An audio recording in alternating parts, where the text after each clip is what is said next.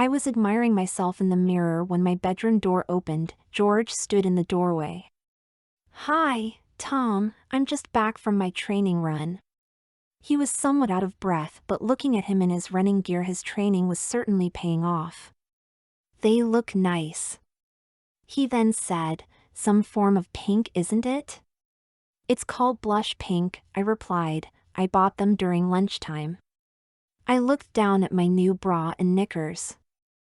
I couldn't resist them. I do like matching lingerie even if nobody sees it, other than you and me obviously. I thought the lace was just sublime. I sat down at my dressing table and picked up my hairbrush. "Well, they do look pretty on you. But you must excuse me while I go and shower, and then I have something to tell you over dinner."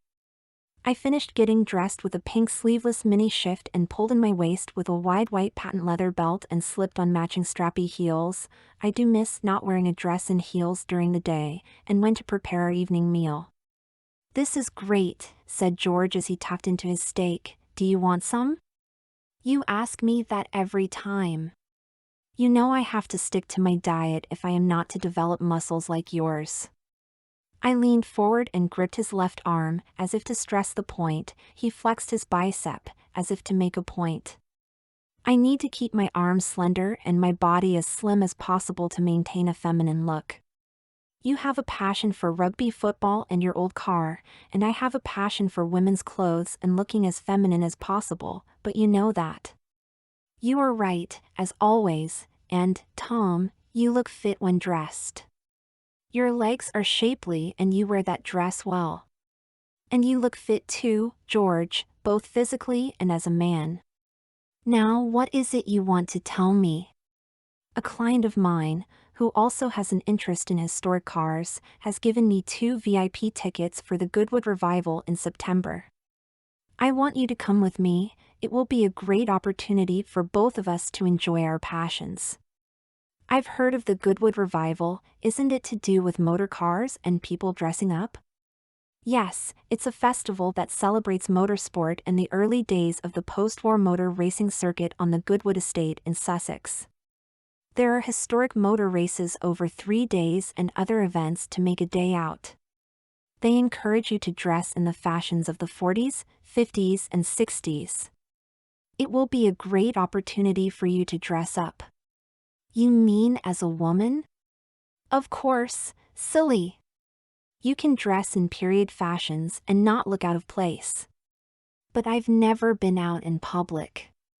"It's about time. You cannot spend all your time in the bedroom.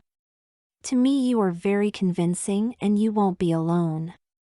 "Let me think about it. I would love to dress up, and you are right, I shouldn't just spend all my time at home." I spent the next couple of days giving it some thought. It was creating the vision of a woman that I enjoyed. Wearing women's clothes was calming and also exciting when I looked at the woman in the mirror. My passion was to improve my appearance, but perhaps I should spend more time presenting as a woman and not just dressing as one. It would be a good incentive to perfect my skills as a crossdresser. That weekend we were visiting Mum. We always make an effort to be home for Sunday lunch, especially as she is now on her own. George tells me that he asked you to go to the Goodwood Revival with him. Dad and I used to go regularly. "Have you decided yet?" "Actually, I have." I turned to George. "The answer is yes, I'm taking the plunge." "Wonderful," said George. "You will love it," said Mum, "assuming you are going as a woman, that is," she said after some hesitation. I spent time looking at their website and at the outfits many of the women were wearing and decided it was an opportunity not to be missed. "I have something I want to show you, but after dessert," said Mum. When we had finished, George settled down in front of the TV. There was some motor racing on, while I went upstairs with Mum to her bedroom. She opened her wardrobe and took out a garment bag. "This is my favorite outfit. It should fit you as we are similar in size.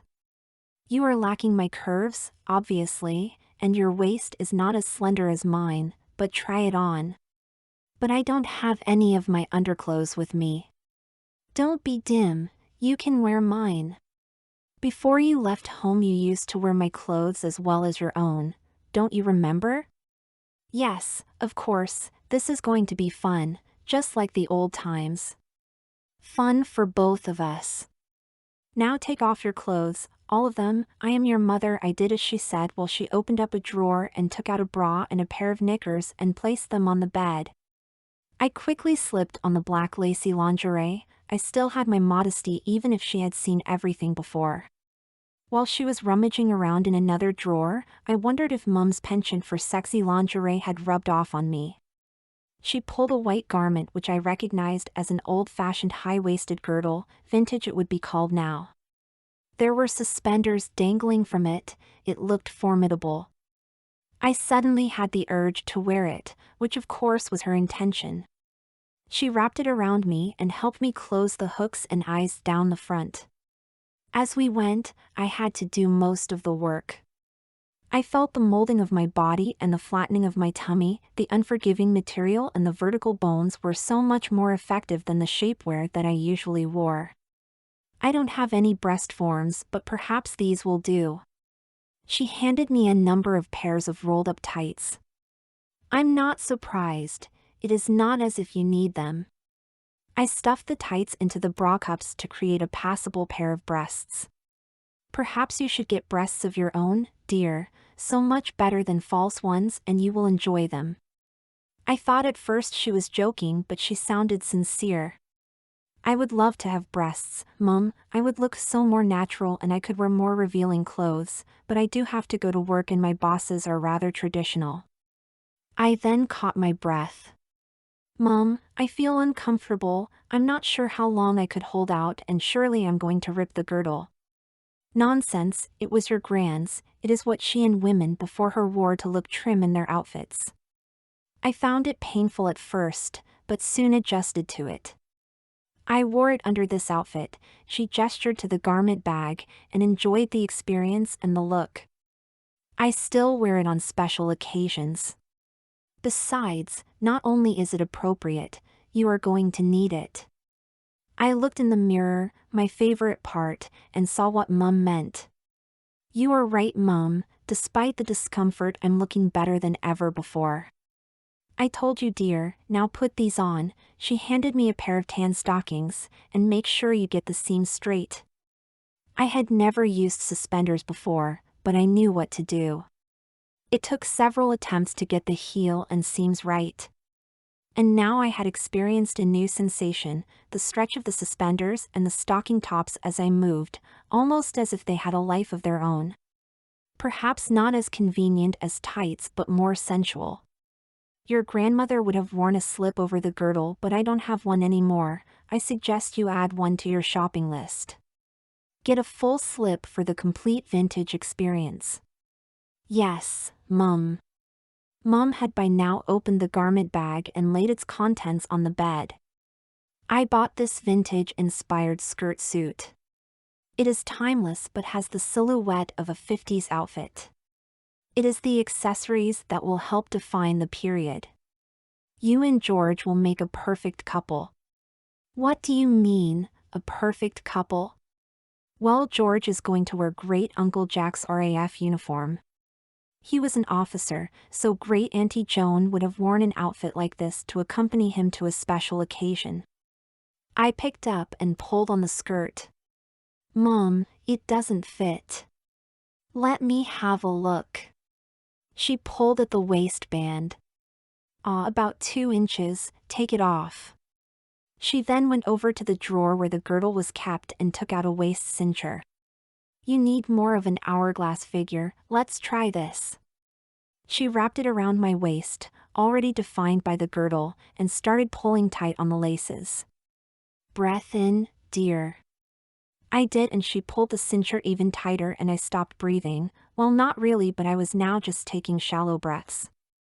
That should do it. Now try the skirt again. I was now a perfect fit. I was just getting used to the girdle, but now this. I looked in the mirror and my heart skipped. But what a result! My figure has never looked so realistic. Well, the revival is not until September. You've got time to do something about it if you want more comfort. I was wearing a blue tapered pencil skirt fastened with a button at the back of the waistband. It felt soft, and the blue wool fabric had lighter flecks and a herringbone weave that gave it depth and texture. The skirt fell below my knees. "There is a long fantail at the back that will allow you to move with ease," said Mum, like getting in and out of a car. "Now try the jacket." The full-length sleeve jacket had an oversized collar with a short V-neck. The waist was nipped in with a slightly flared short peplum which emphasized my created hourglass figure. There were 3 buttons and a vent in the back to allow for movement. I fell in love with the suit when I looked at the woman in the mirror. "You will probably wear the jacket in September, but in case it is too warm I suggest you wear a top underneath, or better still a blouse. I have a short-sleeve blouse in burgundy that will be perfect. It too has a vintage-inspired look. I can't help with shoes, I'm afraid." "Well, you know I can't, as you stopped wearing mine when you were 15. "I remember. I still have my first heels, the sandals you bought me for my 16th birthday." "Sweet. I suggest you wear a pair with thicker heels so it will be easier to walk on grass, unless you wear flats, of course, which will be a shame with this skirt." "I agree. I've only ever worn heels at home, but I'm game. I suggest you go for accessories in black. The color will go well with the blue, but it also means you can later mix and match with more contemporary outfits. For sustainability, it is important to reuse." "I know, Mum, you forget it is I who told you. And I like black anyway." "Just a minute, I think you are in luck." She dug out a hat box from the top of the wardrobe and took out a pillbox hat with a large bow on the side and a net veil, in black. "Do you like this? It should suit you. That's the hat you wore to Aunt Rose's wedding. I love it. Can I try it on?" "Of course, sit down." She quickly brushed my hair into more of a feminine style. "Are you planning on getting your hair cut? Or are you letting it grow at long last?" She positioned the hat on my head and held it in position with a couple of clips. After lockdown, I returned to the office before I got round to getting my hair cut. Surprisingly, given the partners' views, no one said anything, no snide remarks. So I've done nothing about it, except brush it neatly in a manly style. "Well, if you continue to let it grow, I can set it for you for the revival. You and George can stay with us that weekend. We are not far from Goodwood, as you know." "That will be great, Mum. I will look more natural. And I look forward to preparing for your first day out dressed. I think this hat suits me, don't you? It looks better on you than me. I would like you to have it." Now for more accessories to enhance your 50s look. I have some gloves that coordinate with the hat. A lady in the 50s would never go out without her hat and gloves. I'll sort them out for you next time. But now I have something special for you that I've been keeping for the right moment. She disappeared for a few minutes and came back with a jewelry box. This was Gran's. She wanted you to have it, but only when I felt you would look after and cherish her collection and wear them with pride and respect. I think, with you deciding to dress smartly as a lady to accompany George, that time has come. There should be pieces that would complete your 50s look, especially the earrings. They screw onto your earlobes. Gran never had pierced ears. I opened the box and was speechless, but not for long. They are fabulous, but why me? As you know, you don't have any girl cousins on my side of the family. You are the closest to the granddaughter she never had. And she had a soft spot for both Toms, both your male and female personas. She loved it when you dressed up for her as a girl. Take the box home and sort out what you should wear with this outfit." "Are you done yet?" George shouted up from downstairs. "Tom and I need to get going." "I'll be down in about 20 minutes, I replied. I had to change back after all. When I was ready, Mum handed me the garment bag, the hat box and a holdall. This is everything, take them home and finalize your outfit. You will need a handbag, of course. I don't have a handbag, not yet anyway. I haven't needed one until now. We went downstairs. George was now waiting in the hall. What's all this? My outfit for the Goodwood revival, well, most of it anyway. I look forward to you showing me, if I'm so honored. Of course, kind sir. How was your motor race? Red Bull won again. I thought Red Bull was a drink. George ignored me. I was winding him up. I know more about motor racing than I let on. I spent the next week thinking about various things I could do to improve my appearance and look more realistic, as I would now be in the public domain and no doubt will be meeting people. I don't want them to suspect or identify me as a crossdresser. That would be disappointing. The first thing I decided to tackle was my waist. I wanted to wear the girdle for authenticity, and I found it rather exciting, but it was tight and I really wanted to avoid wearing the cincher as well. Mom's suit was tailored for movement. It would be a shame with a day in the country if I was too constricted. So I decided to try corset training. I had time. I had read about it, but wasn't sure if it was just a myth from Victorian times, but I had seen some amazing figures in pictures. I bought 2 suitable corsets online, one mainly for sleeping in, with the intention of wearing them whenever I was not in the office. I made up my mind to get rid of my beard. It was something I wanted to do anyway. If I was to be out all day, I would have to wear heavy makeup, as otherwise a shadow would appear. And if I was going to be more natural with my own hair, then why not my face too? It would be a step towards looking for feminine without compromising my normal appearance at the office. I signed up for a series of sessions with an accommodating salon I was aware of. It was one thing to behave as a woman in a house. Mom had taught me how to sit and hold myself when I was a teenager, but I had never walked any distance or got in or out of a car, for instance. I spent years observing women, what they wore and how they moved, but I now need to be proactive and, of course, I turned to the internet. I eventually found some sites where the presenters seemed to know what they were talking about and then focused on all those behaviors I had never really needed for just posing in front of the mirror. I must say you look ravishing, Tom, said George. It was now August with 1 month to go. My hair was longer, still no uncomfortable moments in the office, my beard had gone forever, and my waist was down 4 inches thanks to my diet, exercise, and the corset training. I could now wear Mom's suit without any aids. My waist was the same as hers. But I was going to still wear the girdle for authenticity and fun. Many of my dresses now looked better on me, and I was having to replace some items. The woman in the mirror had to look her best. I completed my Goodwood outfit. I bought a pair of court shoes. Following Mom's advice, I decided on a pair with lower and thicker heels. They were of a vintage style but not quite as glamorous as I would have liked, but then I was attending a country event, not a wedding, say. I found a matching vintage handbag and practiced carrying it over my arm. And I decided to emphasize my new hourglass figure by buying a thin black leather belt to wear over the jacket. I bought a set of vintage lingerie, a bra, full slip, French knickers, and suspender belt. I didn't need the belt, I had the girdle, but something for the future.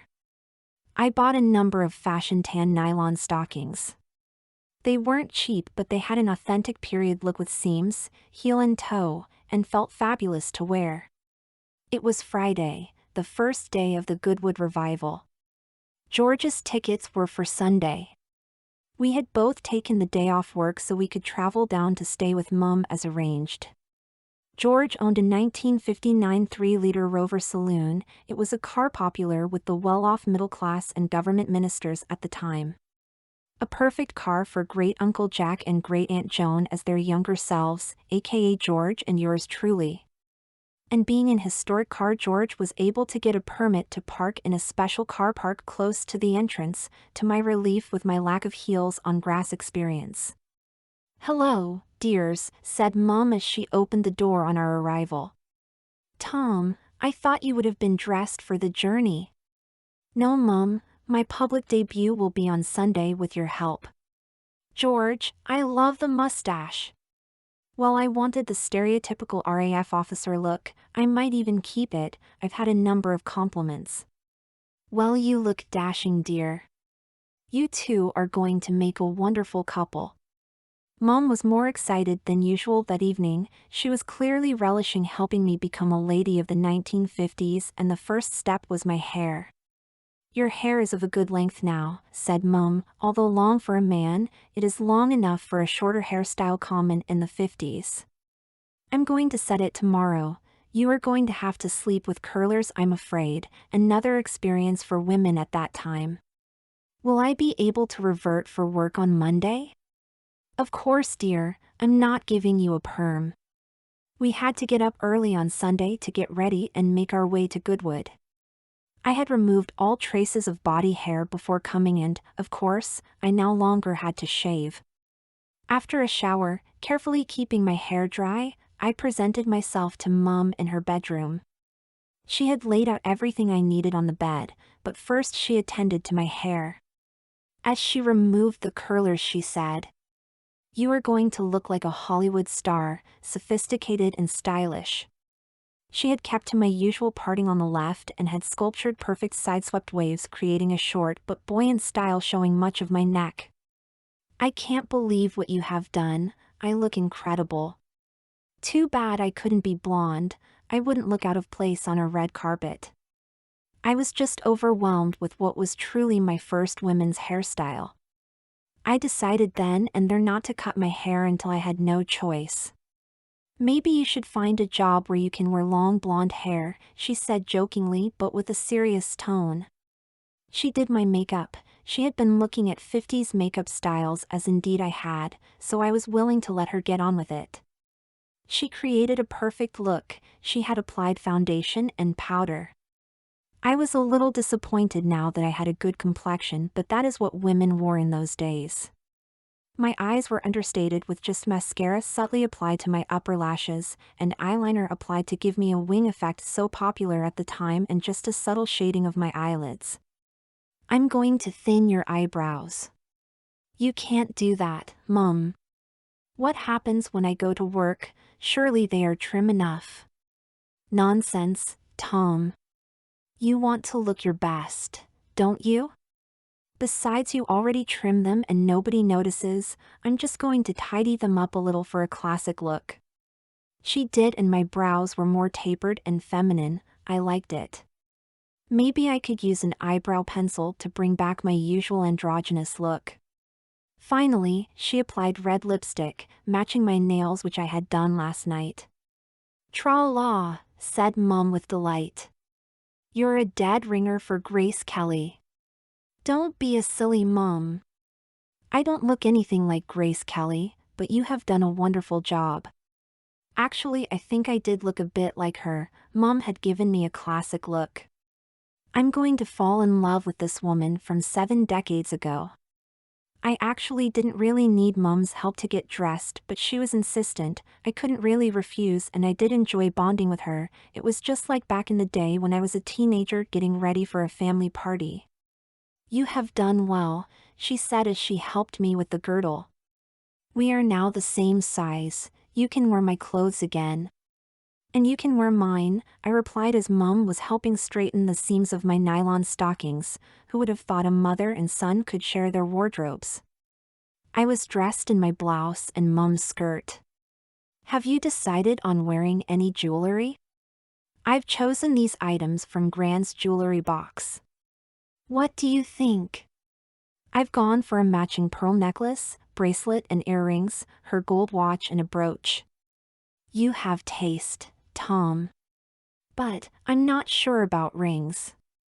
"I have had her wedding and engagement rings resized. Do you think I should wear them?"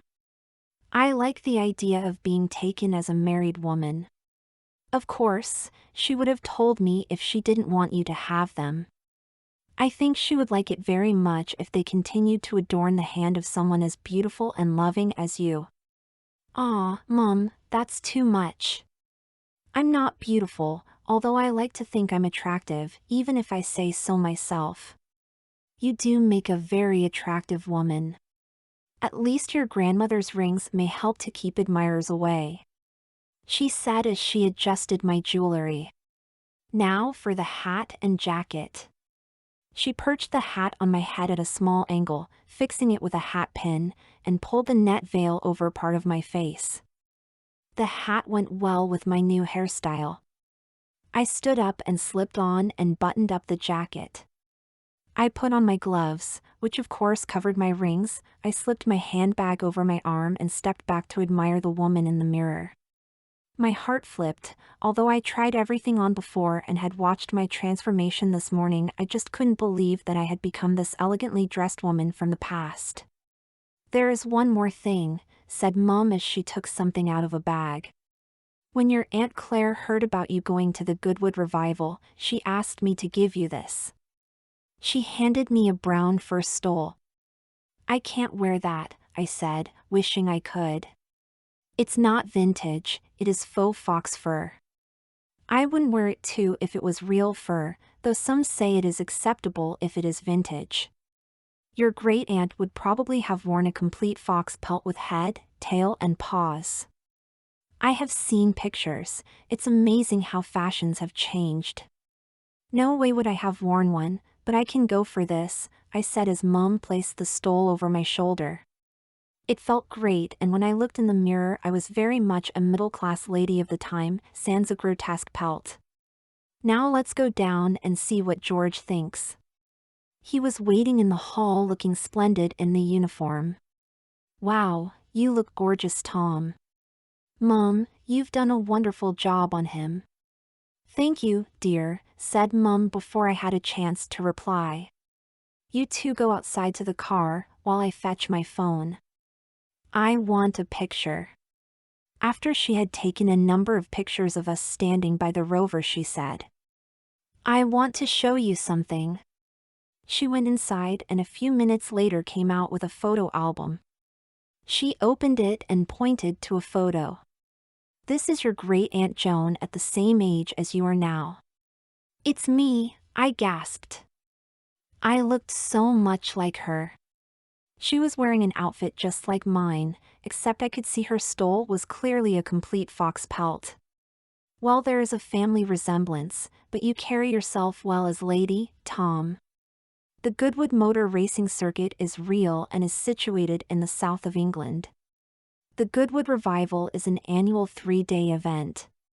To help set the scene for this part, why don't you search for Goodwood Revival on the internet? On that note, I climbed into the car putting into practice what I had learned about getting and wearing a skirt, and we left for Goodwood. I didn't have to take my hat off. Perhaps they deliberately made rover saloons with enough headroom for hats. As we left, I could see a tear in Mom's eye. I felt quite emotional too. It was my first time out dressed, and what an outfit and what an occasion. I had butterflies in my tummy. The car park was a mown grass field. I was glad I had taken Mom's advice and not worn stiletto heels. George came around and opened the door of his 1959 3-liter Rover saloon for me and offered me his hand. He was playing the part to the full, and I reciprocated with ladylike grace. I decided to play safe and took his arm as we walked to the entrance to the motor racing circuit. In the distance I could hear the roar of engines. When we got to a paved surface, I continued to hang on to George. It seemed the right thing to do. He looked immensely proud as I was of him, my flying officer. I have to admit I had been nervous. I had butterflies in my tummy during the drive down to Goodwood, but my look and outfit gave me confidence to get out of the car when we arrived. I am a very experienced and meticulous crossdresser after all, with an excellent mentor, my mum, and my doubts were more than offset by the excitement to be out in public dressed for the first time. Walking arm in arm with George gave me a sense of security. The place was busy but not crowded, so we were able to circulate without interacting with other visitors. I wasn't disappointed with the way I presented. I was worried I would stick out in my period outfit, but not at all. Many people were similarly dressed. The ladies were in dresses, and all sorts of outfits, from the 40s to the 60s, there was even a group dressed as hippies. There were many men in clothes as befitting country gentlemen or in military uniforms, British, American, and other countries. The motor racing circuit was built around a World War II RAF airbase that still operated as a private aerodrome. We blended in well as a couple. There were also many people wearing vintage-style racing or mechanic overalls, usually with a Goodwood or Motoring brand logo. It was clearly in the spirit of the event, but I did feel I had made the effort, while Mom and I had. There were obviously people in modern day dress, but usually with a smart country look. "Let's go and find seats in a grandstand," said George. "We are in time for one of my favorite races." Up to now I had not felt uncomfortable, but I became anxious again as we approached one of the temporary grandstands. I realized we would have to pass closely to others as we made our way along a row to reach empty seats, and then I would have a stranger sitting to one side of me. And of course, all those already seated would be able to look at me very closely as I passed in front of them. You could hardly ignore one another. In the end, I had nothing to worry about. The ladies were very pleasant, giving sisterly smiles as I thanked them for letting me pass. The gentlemen stood up and were gracious. By the time we reached our seats, I did really feel like a lady. My nervousness had been replaced by a sense of fulfillment. I had taken my cross-dressing out of my home comfort zone to another level and not found wanting. I smoothed my skirt as I sat down, placed my handbag on my lap, adjusted my stole and looked around. The woman sitting on the other side of me from George was wearing an early 60s style floral frock in primrose yellow with a pattern of large red and orange flowers and a wonderful wide-brimmed hat. She was about the same age as Mom. I identified with her as we were both nicely dressed in vintage outfits. "I love your hat, my dear," she said. "My mother used to have one just like it." "Thank you," I replied, hoping my feminine voice, that I had spent years practicing, would pass its first test with a stranger. It was actually my mother's, but she gave it to me for this occasion. "Well, it does suit you. You and your mother have good taste. It's a pity we don't get many opportunities in these modern times to dress up and wear nice hats and clothes. It is why I'm happy to accompany my husband here. He loves wandering around the paddocks admiring all the cars, and I love dressing up and sharing my day with elegantly dressed ladies like yourself." Well, that gave me a fillip to my self-esteem and a validation of all those years of effort in perfecting my cross-dressing with Mom's help and encouragement, and not forgetting George's. "I agree, it is so wonderful to dress like this and feel part of the crowd." Of course, for me the meaning of my reply was dressing as and being accepted as a woman, but for her it would be dressing like her mother and my gran when they were young. At that moment, various cars entered the track and came round to line up at the starting grid. I was amazed. It was not what I was expecting. "I hope you and your husband enjoy the day," she said as we settled down to watch the race. I was about to say that George wasn't my husband, but then stopped. Why not play the role of his wife?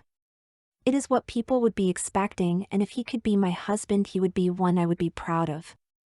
These cars are some of the earliest models from the 1920s that took part in the Le Mans 24 Hours, said the commentator through the PA system, including a Bentley 3-liter that took part in the original running of the race. "The cars are worth millions. Although these guys are driving for fun, they are in it to win it," added George. Although the cars may be nearly 100 years old, the drivers wore modern racing suits and helmets. It was an exciting finish, with a 1929 Bugatti just pipped by a 1925 Bentley. The race was not for 24 hours, obviously, but just over half an hour. I found the race fascinating. My passion is women's fashions, but I like historic cars as well. I just don't let on. "That was amazing, George. I thought you would like it, but we must go and meet our sponsor. His name is Conrad Eddington. He is the owner of the firm that advises my company on acquisitions. I told him you were an analyst and he was interested in meeting you." "What, dressed like this?" "Yes, of course. He was particularly interested when I let slip that you were a crossdresser." That is why he invited us today. Don't worry, Tom, nothing untoward is going to happen. By the way, he believes you are my wife. I didn't correct him. An amusing thought entered my mind. Is there anybody who doesn't believe George and I are married? Probably a good idea. I took his arm again and squeezed him close to me. Lucky I'm wearing Grant's wedding ring. I took off my glove to show him. But why did you tell him I was a crossdresser? It's supposed to be a family secret.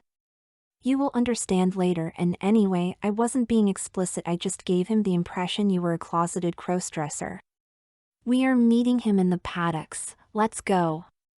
As we were entering the paddocks, a photographer came up to us. Excuse me, I'm an official event photographer, may I take your picture? Yes, of course, said George. He didn't ask me, he was behaving like a 1950s husband. We went through various poses until he was satisfied. Thank you very much, he said with a genuine smile. Madam, I would be most grateful if you could be here at 4 o'clock, he showed me a pavilion on a map. We will be taking a group photograph of the best-dressed ladies here today, and I would like to invite you to join us. She will be delighted, we will be there, replied George.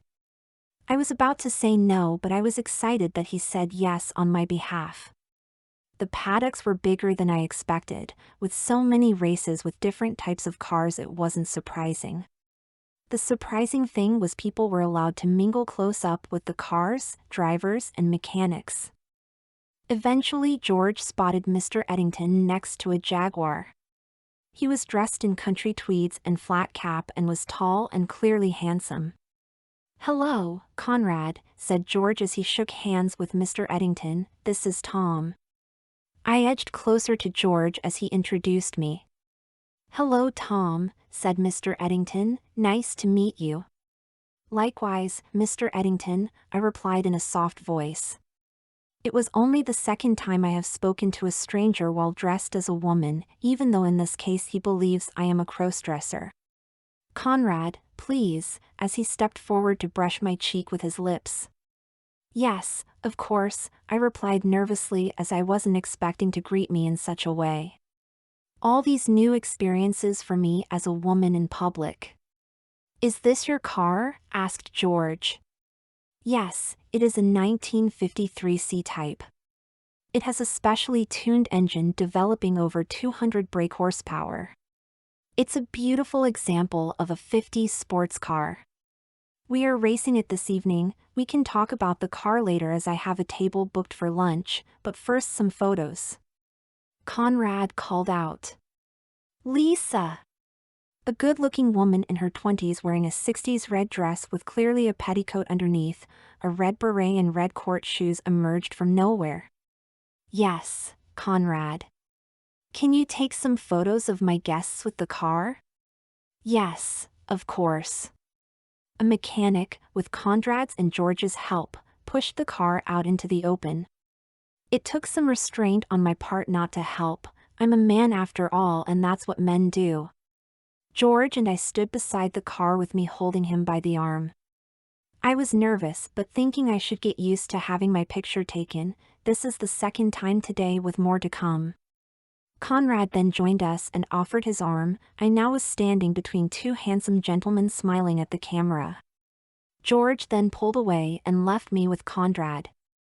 Conrad then stepped away. Lisa, take some pictures of Tom on her own with the car. He then turned to me, Tom, would you like to drape yourself across the car just like a model? Conrad had asked me, but it sounded more like a command. I then started working hard. Lisa had me pose in all sorts of ways. I have to admit, once I had overcome my hesitation, I was loving the glamour and attention. Here I was, dressed as a young woman from the 1950s, being photographed with an Ioniq car from the same era. It was during the session that I realized that Lisa was not all she appeared to be. I wondered if she was a crossdresser or trans. She was very good, and I don't think anyone would have noticed who was not familiar with subtle telltale signs. Maybe she has read me, just in case I must try harder if I am going to do this again. Lisa showed Conrad some of the pictures she had taken. Wonderful, he remarked. Tom, may I have your permission to use some of these pictures on our website? Of course, I replied. I had already had my picture taken by an official photographer, so I couldn't really say no, especially as Conrad was about to take us to lunch.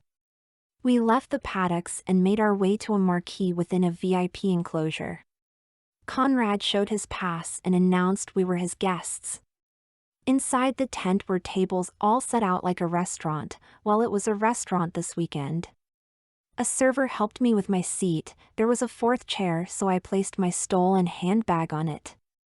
I took off my gloves and put them in my bag. I wasn't sure of the etiquette for gloves, but decided I preferred to have lunch without them, and of course Grant's wedding and engagement rings would be on show. I was allowed to choose from the menu, no longer the 50s wife but now a modern woman. We chatted about the car. Conrad owns it, and the racing team. He drives it himself, but not in competitive races. He has a friend who is licensed to race the car. After the main course, the conversation turned to me. Tom, I understand you are an analyst? Yes, I mainly prepare confidential reports on companies for my employer's clients. I also understand you have a secret. I remembered George told him that I was a crossdresser, but didn't know how to reply. As I didn't say anything, he continued, so polite, and said, I know you are not Mrs. Hastings, despite the wedding ring, and your name really is Tom. Yes, you are right. I hope I have not deceived you. Oh no, my dear, far from it, but I have not been totally ethical. After a conversation with George, I took it upon myself to find more about you, and I like what I found. You are highly regarded by your firm's clients and competitors and your employer. You spoke to my employer? Only the chairman, who is a good friend of mine, and in strictest confidence and on the understanding that you had no knowledge of my interest. But what would he think? That I'm not happy with my job? He wants to keep you, but realizes that working for me would be a step up the career ladder they couldn't offer. So I would like to offer you a position as my senior advisor, but there is a condition which I will come to later. Are you interested? I paused for a moment before replying. As you have gone to so much trouble and this has been an excellent lunch and day, I am interested in what you have to say. How could I not be excellent? You will report directly to me. Your role is to identify suitable companies that I could acquire to turn around and sell on. I am not an asset stripper, nor do I load up companies with debt, and nobody is made redundant. We are an ethical business. You will prepare confidential reports for my and my personal assistant's eyes only. If I like your recommendation, I will pass it to my acquisitions team. You will be paid a salary considerably more than your current one, plus a bonus if a company you recommended is sold on at a profit. That sounds very exciting and generous. You mentioned a condition. Yes, I did. My firm is small and I am an inclusive and diverse employer except in one area. I generally only employ men, usually from the LBGT community, or rather BGT community. It is my personal preference and I get on well with other men. I am gay. If you hadn't already gathered, Lisa is a freelance photographer and my current boyfriend. No, I hadn't realized. I'm just a crossdresser and have no interest in men or indeed changing sex, and I don't have gaydar. I'm sorry if I have wasted your time. No, you haven't. Inviting you here today was the final part of my assessment, not only to meet you face to face but to meet you as a woman. A very attractive and personable one, I might add.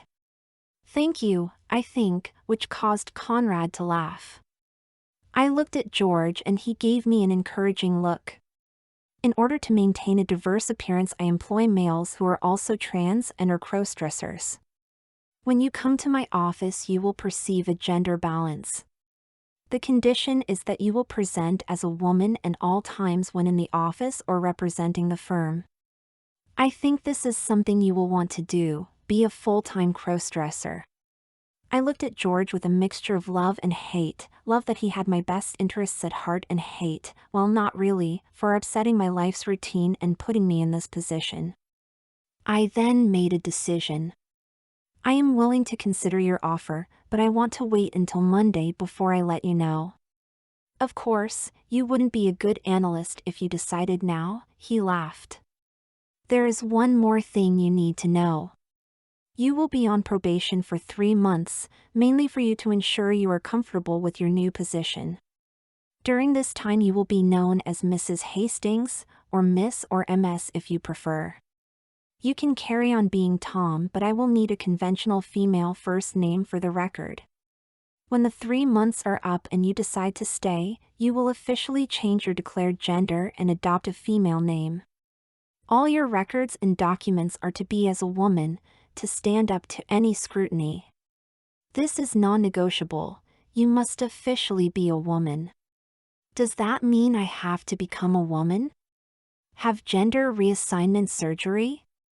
Oh no, whatever is under your skirt is up to you.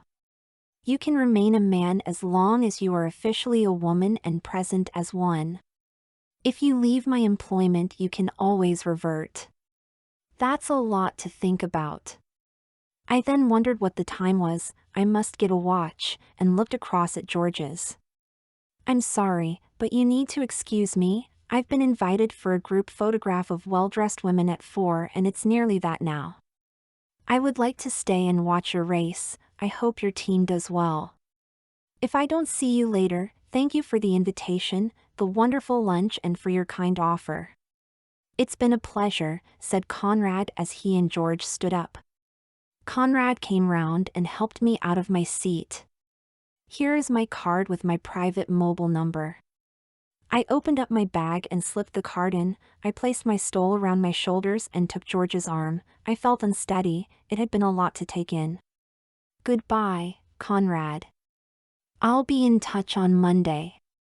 George and I turned and left the marquee. I looked back and saw Conrad smiling. He gave me a wave and I waved back.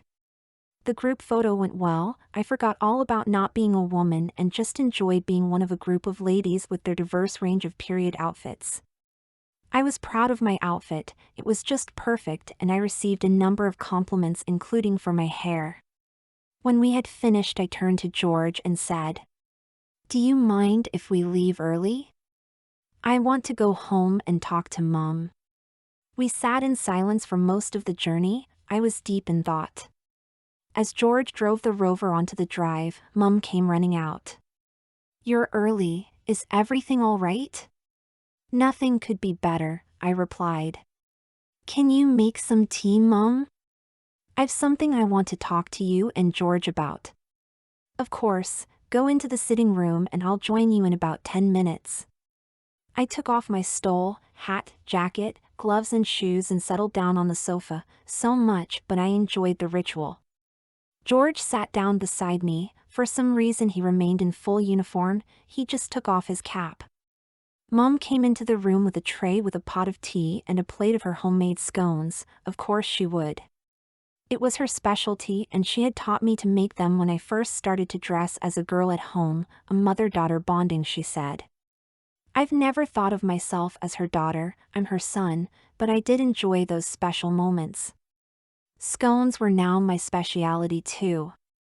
I told her about the day, about us being approached by an official photographer and being invited for the Best Dressed Women photo shoot. "I know, dear, the group photo and one of you and George have been posted on the Goodwood Revival website. You look fabulous. I'm so proud that I sent the link to Aunt Claire. She wants you to have the stole. She said you wore it well." I then said that they weren't only photos and told her of the promotional photos with the classic Jaguar.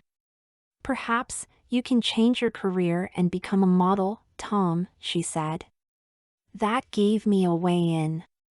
Talking about my career, I've had an extraordinary job offer. It was the reason we were invited to the Goodwood Revival, but with life-changing strings attached. I told her all about Conrad's offer. "Well, I think the only question is what name you are going to adopt." What do you mean, Mum? While this job is a major boost to your career, you would be foolish not to accept. The salary and bonuses are to die for, and you will have a lot of freedom to do what you want to do. But what about having to dress as a woman? You've been dressing as a girl at home since you were 12. It is still your passion, and it's all you do when you get home. You try to create the perfect look. That's not fair. You do create the perfect look. And I'm very happy. But today you took it up a notch. You went public. You attended a public event where you were seen by people, talked to people, even singled out amongst all those women attendees and some crossdressers, no doubt, as one of the best dressed women there. Now you are being given a chance to pursue your passion during the day in an office environment, at meetings, to be a professional woman, wear business suits, cocktail dresses at receptions, grow and style your hair, even grow your own breasts. You will have enough money to wear designer clothes. Why turn down that opportunity? I don't know, Mum, why I would. You are right. I'm going, with yours and George's blessing, to accept the offer. I have up to 3 months to change my mind. Besides, it's only an administrative thing to revert back if I resign. I was pleased, and then I realized what I had said. Oh, sorry, George. I just assumed you agreed. Of course I agree. I set it up after all, and I think you need to get out more and not just stay at home. That's it then, but you do have tomorrow to change your mind, said Mum.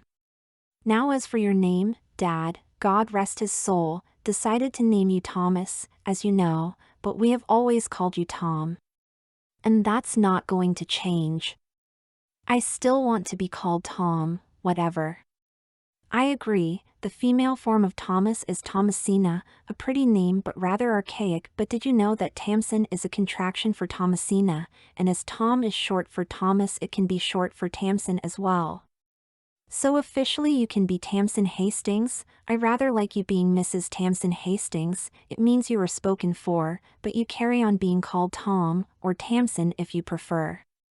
Mom looked pleased with herself. I like that, so Mrs. Tamsin Tom Hastings it is. Now let's get you back to normality, although you soon will have a new normal, so you can go to work tomorrow and hand in your notice. I'll help you change. After today, I had decided it was time to cut my hair again, and indeed my nails, which I had allowed to grow, but I decided not to, well, at least until I knew if I needed to go to an office as a man again.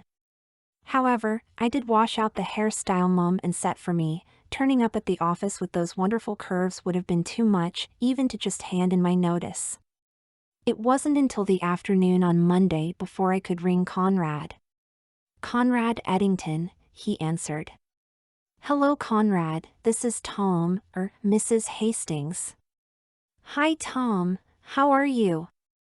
I hope you have good news for me.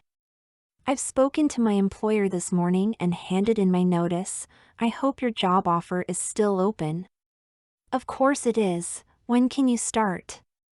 Beginning of November. I should have everything wrapped during October, and then I'm taking my outstanding leave to get ready. Excellent. I look forward to seeing you on the 1st. Have you decided on a name for the records? Yes, Mrs. Tamsin Hastings, but I still want to be Tom. There isn't a dress code, per se. You don't have to wear heels or a skirt, but I expect you to dress to reflect your position and income. And you will find there is a friendly rivalry among the female staff. I could hear the inverted commas in his voice. Welcome to the firm. I worked off my notice and had my leaving due.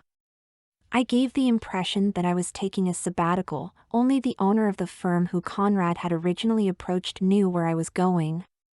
I now had to prepare for only my second venture out dressed, a venture that would now be daily. There was little in my existing wardrobe suitable to meet my new daytime needs, and I had to sort out an outfit I could wear to visit a hairdresser. After my experience at the Goodwood Revival, I was reasonably confident I could pass, although I know I have a lot to learn. I needed a handbag, my one and only bag I thought wasn't really suitable, being vintage, especially for shopping, so I bought a tote bag. I went for a large black textured leather from Saint Laurent. It has a detectable pouch, which I thought would be handy, and a YSL charm which I thought was not very subtle, so I removed it. It would be perfect for practicality and the right image for when I start my new position. I intended to wear stilettos to the office, of course I would, it was what Conrad would be expecting, and I don't want to be outshone by his cross-dressing colleagues. I had been wearing heels ever since I was a teenager, but only tottering around the house until Goodwood, that is. So I decided to buy a pair of stilettos with 3-inch heels to practice street walking, if you would excuse the expression. For the office, I had my eye on a pair of 4-inch Louboutins, if everything went well. I was late coming to Red Sols. The thought of wearing them has always given me a thrill, and if my feminine persona wanted a pair, then she will have her wish. I love her too much to say no. I did have a suitable day dress I could wear out. It was a long-sleeve dress with a long full skirt in navy blue with a small white floral pattern, but I didn't have a coat or jacket, and it was now autumn. So before I could go out, to move on to the next stage of my life, I needed something to keep off the chill. After some browsing, I found an interesting biker jacket in soft black leather with no unnecessary zips.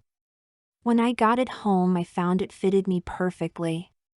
Over the years, I had developed an eye for buying clothes without trying them on first, but soon I was going to be able to try them in the store.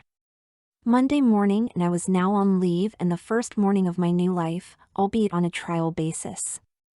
I had done my nails, I had allowed them to grow for the Goodwood revival, and of course I didn't trim them as planned. I did my makeup, just a light touch now as I had no beard. I hadn't thought that that discreet step towards feminization would have been so foresight. My preparation for the revival had proved fortuitous. I put on the navy blue dress over a full slip. The dress looked good with my narrower waist, slipped on the practice heels, put in my new bag my first guess of the essentials, and not so essentials, I thought I might need. Tied my hair into a ponytail, it's long enough now, slipped on my new jacket and headed off for my first hairdressing appointment. Opening the door set off a buzzer as I entered the hairdressing salon. "Good morning, madam," said a young girl. "Can I help you?" "Yes," I replied. "I have an appointment with Sharon." "Your name, please, Mrs. Hastings." Answering seemed natural. "Yes, Mrs. Hastings, please take a seat.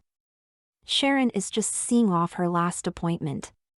A few minutes later, a well-coiffured woman of about my age approached me. "Mrs. Hastings?" "Yes," I replied with a smile. "May I call you Tamsin?" "Yes, of course, but I prefer Tom." "That's unusual, Tom, if you don't mind me saying so." It was what my mom called me when I was young, and it has stuck. Well, that was the first test of using Tom with a stranger, not even a glimpse of a suspicion. "What can I do for you today?" she said as the young girl took my jacket and helped me into a gown and then showed me to a station. I straightened out the skirt of my dress, sat down, and put my bag on the counter. I suppose that is where I'm expected to put it. I'm starting a new job next week and would like a new style. I used to have shorter hair but let it grow during the pandemic, so you are more or less starting from scratch. I then reached for my phone and showed her one of revival photos, one where I was draped over Conrad's Jaguar.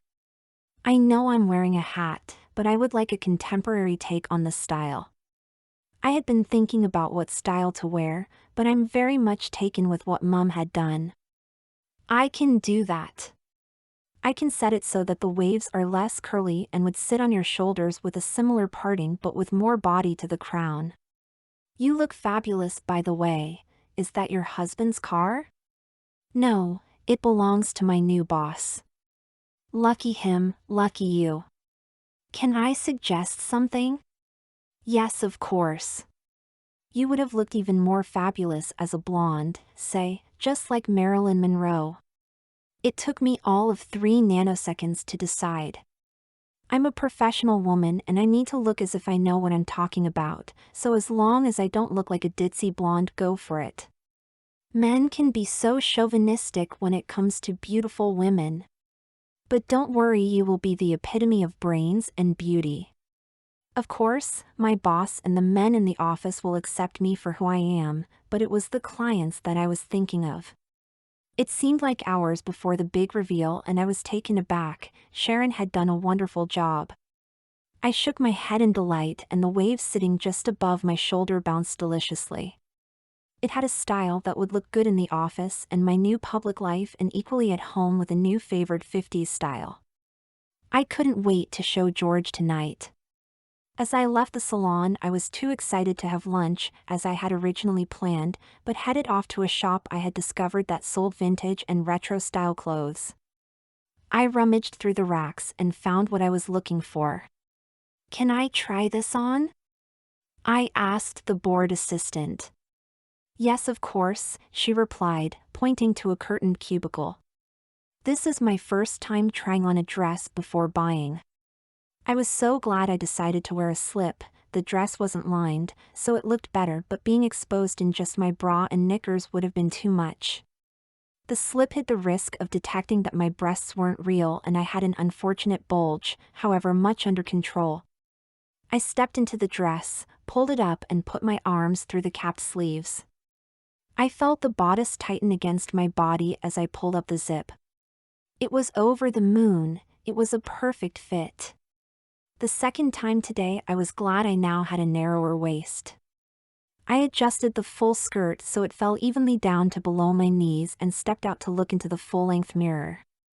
"That pale blue is just your color," said a middle-aged woman who was now in the shop, "and it fits you well, but you should wear this underneath."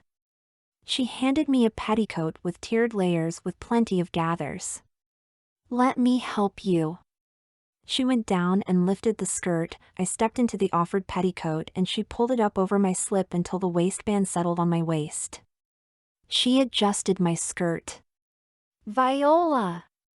The woman in the mirror had the look I wanted. The petticoat certainly filled out the skirt wonderfully. "I'll take it," I said without much further thought, "the petticoat too. You should wear a girdle with this dress, to give you a proper shape." "I have one, thank you." "Good old Mum," she insisted I kept it. "You never know when you might need it," she said. "Good, with proper underpinnings you will look the perfect wife." That was the intention. Tonight I was going to take on the role of a traditional 50s housewife welcoming her husband home from the office.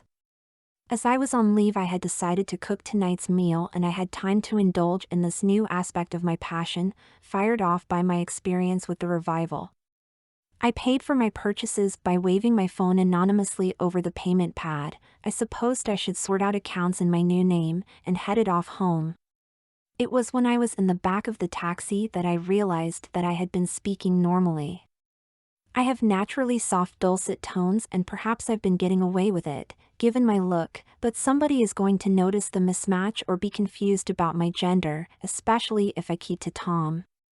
This pretending to be a woman in business has many ramifications, but I'm so happy with my new experiences and that I'm out of the closet, as they say. I am really excited about working dressed and the opportunities it gives me to perfect my appearance, I thought as I gently played with my new curls. I heard George come through the front door and I quickly grabbed the tray I had prepared with his favorite single malt and headed for the hall. "Hello, darling," I said as I came in. He looked startled. I've never called him darling before, but then neither have I greeted him coming home wearing a dress before. He quickly catoned on. "Hello, dearest," he replied, playing along, and giving me a quick peck on my cheek. "Dinner is almost ready," I said, taking his jacket and case as he took the whiskey glass from the tray. "Go and sit down."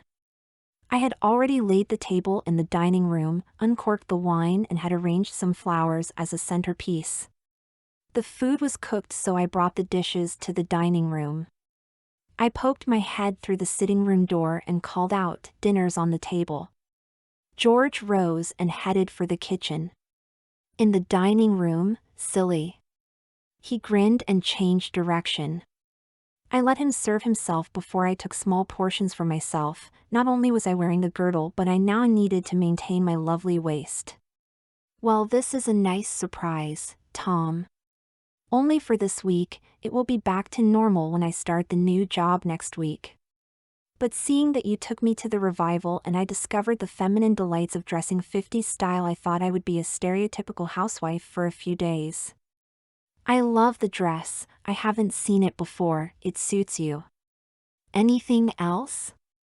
Oh, you have had your hair done and you're now a blonde. Sorry, I thought it was a wig. I liked what Mum had done to my hair, so I decided on a more contemporary version. This is the new me. Oh, and I bought this dress especially for you, dear. I stressed dear. Really? For me, I assume for me to look and not to wear, he chuckled. Yes and no. I wanted to do something special. If it wasn't for you, I wouldn't be working for Conrad. I've fallen in love with my 50s persona and I really like this look. I did notice the seamed nylons. Typical men, I thought, zeroed in on my legs. I cleared the table and went to join George in the sitting room. He didn't ask any more about my day and my preparations, but moaned about his colleagues before switching on the TV. I decided to carry on playing the part and retreated to the kitchen to clear up. I also decided there and then that I didn't want to be a housewife, not that I was thinking about it. I wanted to be a modern woman with a penchant for both designer and vintage fashions. Tomorrow I was going to buy some office outfits, and given the success of spending the day out in heels, shoes. The week went by quickly. I continued to play the housewife, greeting George in my vintage outfit when he got home and preparing the evening meal, but he now helped clear up. As usual, we went to see Mom on Sunday. It was the first time I went home en femme. I could hardly sport my new hair while wearing my normal clothes, which anyway, were now all packed away for the time being. She was more excited than I was. When we got back from Mom's, George gave me a present. Oh, you shouldn't have, I said. I unwrapped it expecting it to be something for me to wear or take to the office, but I lifted out a nightdress. It was very feminine, not very modern, something a man would buy. It was sheer black chiffon, floor length, gathered under the bust with a small red bow with capped sleeves. There was another garment underneath, a matching negligee but with wide 3/4 length sleeves. They're wonderful, very sexy, you naughty man. As I was dressed, I gave him her sisterly kiss on the cheek. Well, okay, the wrong type of kiss according to the script for my role play as a housewife, but my male persona would not even have done that.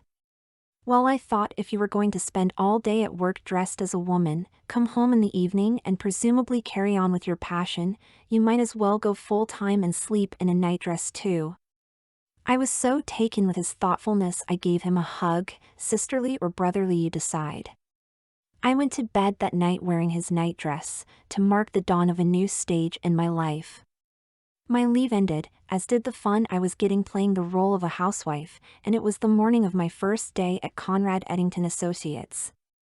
I got up early, as you would expect me to, and I'm sure you want to know what I have chosen to wear. It is something seasonal and suitable for the office and my new position, and, no, it wasn't from the 50s, but something on trend. It was a dress that covered up my lack of physical feminine characteristics from the Emporio Armani label. I hope Conrad will be pleased. I certainly was, and it projected the image I wanted to present. It was a black long-sleeved above-the-knee sheath dress with decorative asymmetric belt that accentuated the side draping on the front of the dress. The stretch fabric created a structured, comfortable fit. It adapted to my slim hips and waist with a concealed back zip. It was understated and elegant according to the website, and I concur. I thought it was too early for me to drive en femme, so George dropped me off on his way to his office. As I entered the reception, a young man behind a desk looked up as I clacked across the polished wooden floor. He gave me a wonderful smile and welcomed me. Good morning, madam. Welcome to Conrad Eddington Associates. How may I help you? I'm Tom Hastings. I'm starting work here today. Ah, yes, Mrs. Hastings, we are expecting you. May I call you Tom or do you prefer Tamsin? Tom, please. And you are? I'm Nicholas Kowalski. Everyone calls me Nikki, to rhyme with Kowalski. I'm the receptionist and gopher. Hi, Nikki, nice to meet you. I thought gophers had more fancy titles now, like executive facilitator. Nice to meet you too, Tom. I like gopher, it's an honest description, but officially I'm just the receptionist. Have a seat, Mrs. Potts, Conrad's assistant, Pepper, will be with you shortly. It wasn't long before I heard the clacking of heels. A tall, slim and attractive woman had entered the reception. You must be Tamsin, welcome to CA. I'm Cindy Potts, Conrad's personal assistant. He is on a call, but won't be long. This way please. I followed her up a flight of stairs. She was wearing a black pinstripe suit with an above-the-knee pencil skirt and a short-fitted jacket with sheer black tights and patent leather black court shoes with slender 4-inch heels. And I detected a delightful scent. She wore her red hair up. We entered an open space with 2 desks. She sat behind one of them and offered me the visitor's chair, the other desk was vacant. Can I get you tea or coffee? No, thanks. To be frank, I was a little nervous and just didn't want to cause a fuss. If you change your mind, just let me know. May I ask? Your receptionist called you Pepper, but you said you were Cindy Potts. What should I call you? She laughed and leaned forward. It was then that I saw cleavage formed from firm young breasts and the lacy edge of black bra peeping out from the V-neck of her jacket. Cindy, please. Pepper is an affectionate nickname that some of the junior staff call me. I'm quite flattered, really. You mean like Pepper Potts? I looked at her and she did bear a passing resemblance to Gwyneth Paltrow's character in the Marvel films. Yes, that's right, and being the boss's personal assistant and his CEO in all but name, they made the connection to Tony Stark's assistant, and I do dress like her. I have to ask, is Cindy Potts your real name? Yes and no, I'm officially Cindy Potts, but my real name is John Potts. For a moment I was taken aback. I thought she was a woman. I had forgotten about Conrad's under-the-counter recruitment policy. As we are going to work together, you should also know that I'm married. Your husband is a lucky man. It seemed the right thing to say, and I wouldn't mind her being my wife. My wife, you mean? And we have 2 lovely girls, twins aged 8. She works part-time so she can spend time with our kids. But... I started to say but stopped before I made a fool of myself. I have breasts, I think you were going to say. Yes, I do. I have been on hormone therapy for some time now, these are my own. Perhaps I should start at the beginning. I think my story might be of interest to you. I don't want to pry, I've asked you too many personal questions already. Many of us here are not who we seem. You will get used to it. I was Conrad's first employee and I was fresh out of secretarial college. As the business was taking off, he needed someone to help run his office. I applied and got the job. He liked the idea of appointing a young man as a secretary, going against the norm. At the time I didn't know he was gay with a predilection for cross-dressed boys, and I don't think he knew I was a cross-dresser. It was not long after that I started going out with Laura. I was out one evening dressed as Cindy with a group of like-minded friends when Laura and I spotted each other. She recognized me despite only ever seeing me as John. She had been on the same course as me, 1 year below. She seemed delighted and spent the rest of the evening with me. She told me that she had always fancied me, that she was bi but preferred lesbian lovemaking, and seeing me dressed as a girl fascinated her. We fell in love. Most of the time we behaved as 2 women. We eventually got married, as a traditional bride and groom, and consummated our marriage. She felt it was the right occasion to make love as a man and woman. 9 months later, she gave birth to our daughters. But surely, looking at you, you don't take the traditional role as a father. You are right, our daughters have 2 mothers. I have always been Cindy at home. By now, Conrad was aware that I was a crossdresser, so he dreamed up this rule about only employing gay men or crossdressers. And as I was straight, I had to come into the office as Cindy. We were both delighted. When I embarked on my secretarial career, I had always fantasized of being a traditional female secretary, and Conrad liked the idea of having one, or rather a cross-dressing secretary looking and behaving as one. And he has been the perfect boss. At that moment, the man himself emerged from an office into the open space. Sorry to keep you waiting, Tom. I see my girl Friday has been looking after you. He sat down and chatted to me and Cindy, the usual welcome stuff. Let me show you to your desk. He stood up and led me towards the vacant desk, but then onto a second office door. This is your office. I hope you like it. I was taken back. It was furnished in a very contemporary style with a pair of sofas. There was a vase of fresh flowers on a cabinet. This is mine? Yes, of course. Your role in this firm is very important, so you have your own space next to mine. But what about the empty desk? That's Nikki's. He is being promoted from receptionist and gopher to being your researcher and gopher. He will be up shortly to help you settle in. By the way, your office dress is spot on. Keep it up. I spent the rest of the day meeting my new colleagues, familiarizing myself with the office and getting on with my first assignment. By the end of the day, my feet were in agony, but my pride and pleasure of being a smart, fashionable businesswoman more than made up for it. I'm sticking to Louboutins. So how is your new job? Asked George when I came in through the front door. Exciting, I replied. My attire was spot on. I'm wearing Armani for the time being. It will be my signature look. I mean, how was your day? I thought I wouldn't survive wearing 4-inch heels all day, but I did. I'm so proud of myself. I have my own private bathroom, so I can keep my appearance flawless throughout the day. And I've made a new friend, Cindy Potts. She's Conrad's right-hand man. Have you met her?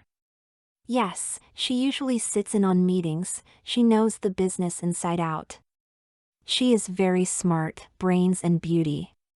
Well, the most amazing thing is that she is like me. She is married to a woman and has kids, and she has breasts. She was showing a very demure cleavage. I was quite jealous, in a nice way of course. You should get a pair. Can't have you being upstaged at the office. I've been thinking about it all day.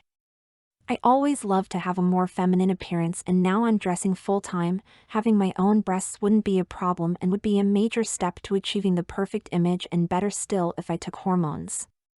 I'll wait until my probationary period ends. I daren't go ahead in case I have to work as a man again. I have every confidence in you. I know Conrad will really appreciate you working for him. You look wonderful now, but with hormone therapy you will look sensational.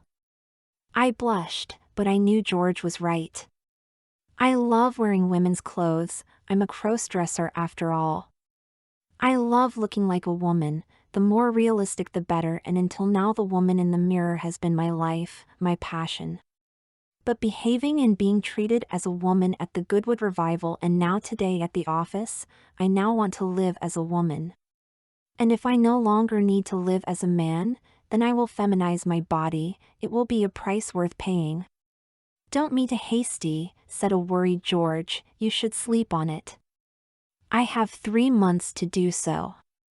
I loved my work. I loved going to work.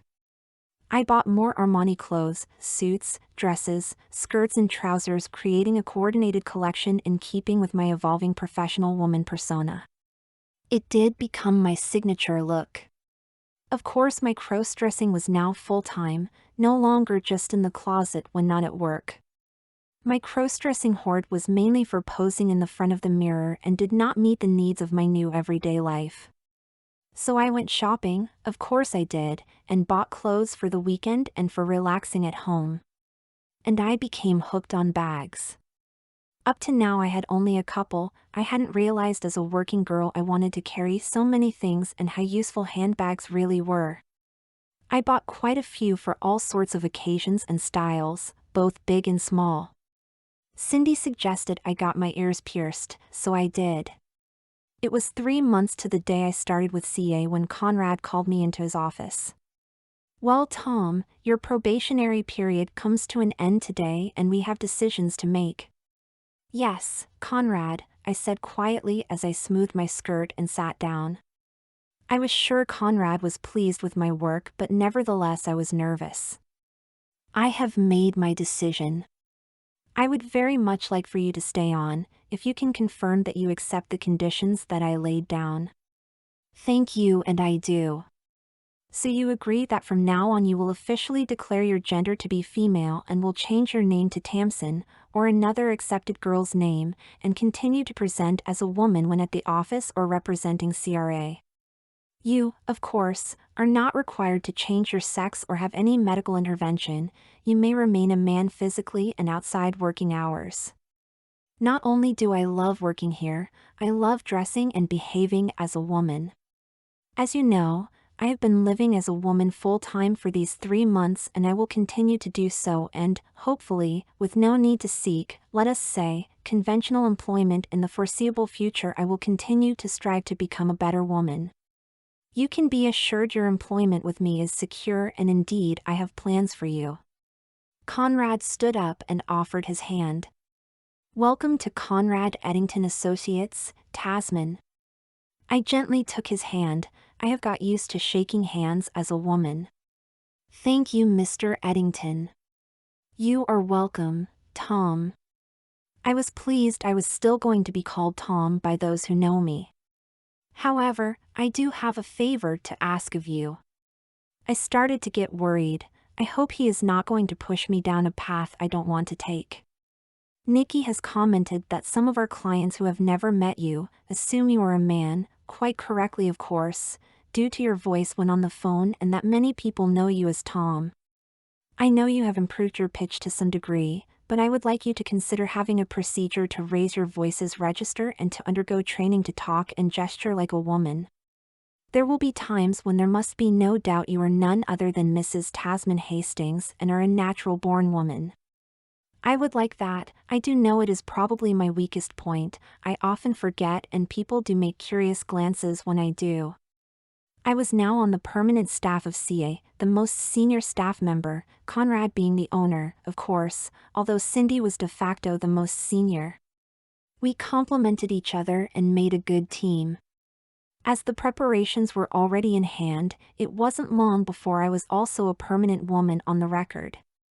As there was no marriage certificate, as a husband or wife, officially I was Miss Tamsin Hastings, but otherwise I stuck to being taken as a married woman. I was now living as a woman at and away from the office. Cindy arranged for a speech therapist. She knew about these things. I kept my nails at a fashionable length and my hair was well on its way to my shoulders. There was just one more thing I wanted to do to complete my feminization, reassignment surgery not being something I yearned for or even thought about. George and I went home to see Mum regularly, and of course, it had been months since I went home dressed as a man. Mum was quite used to having a daughter now, and this Sunday was no exception. "Hello, dear, I must say this new life suits you. You look so radiant," said Mum. "I've never felt better. Taking the job with its conditions has been the best decision of my life," I replied. "No regrets?" asked Mum. "None so whatever, and what's more I am now officially a woman, your daughter." Mum went silent for a while and then tears appeared. I went and hugged her. "Sorry, Tom. It is quite sad when you lose a son, it's the end of an era." She started to brighten up, "but this day has been a long time coming and I've gained a daughter, and it's official." We let go and Mum turned to George. "There's a bottle of champagne in the fridge and you know where the glasses are." George did the honors. To Tasman, toasted George, and to her future. Mum, I would value your opinion, yours too, George. Yes, Tom, what about, replied Mum. Now I have settled into a wonderful job, not only in what I do but I can do it dressed as a woman. I was wondering whether to undergo hormone therapy. I don't want to become a complete woman, I just would like to look more like one. Are you sure this is what you want? Asked Mum. My dream has always been to dress and look like a woman. In my old job, I could only do that at home and I had to look like a man at work. Now, I have to look like a woman at work, otherwise I would lose my job. I no longer have a need to dress as a man at any time. Actually, looking more like a woman at work can only enhance my prospects, especially as I have been required to become a woman legally. What happens if you need to leave and can only get a job as a man? Asked the ever-pragmatic George.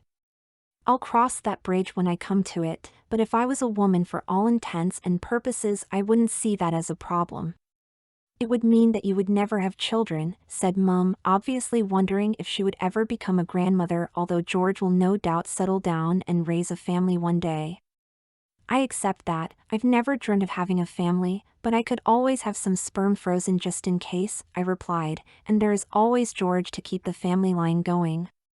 You've never shown any interest in girls, or in boys for that matter, said Mum, and you don't socialize outside work. I've never had any interests, other than crossdressing and making myself the perfect woman. That is what I love, I am who I love. I am to some extent narcissistic as far as my female persona is concerned. I have always worried about you not socializing and spending all your time in your room, said Mum. Well, to be myself I no longer have to stay in the closet, I now live my life as a woman.